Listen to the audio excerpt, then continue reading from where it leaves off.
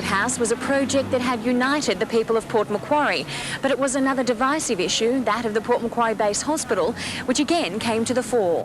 The Premier had earlier indicated that he would meet the town's hospital action group to discuss its opposition to the privatised base hospital.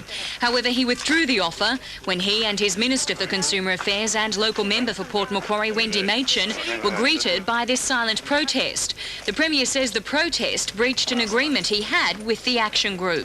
We indicated last week we would meet with the action group if they were prepared to meet in a sensible manner and not protest. Unfortunately, they chose the alternative despite assurances before we came, so it's not on the agenda at this stage. Well, I believe he's not going to meet with us, but I cannot for the life of me understand why.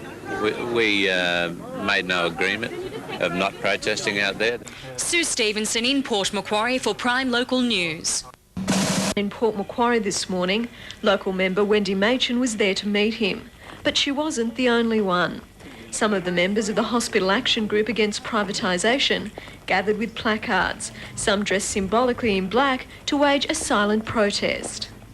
The impact that we were trying to make was one of mourning the passing of our public hospital.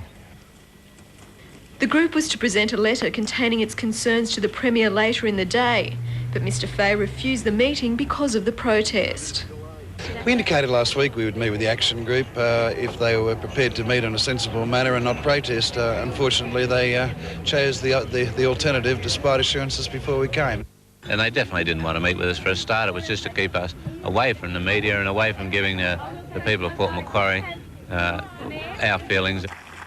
The Premier was in town to reopen Port Macquarie's historic courthouse. $150,000 has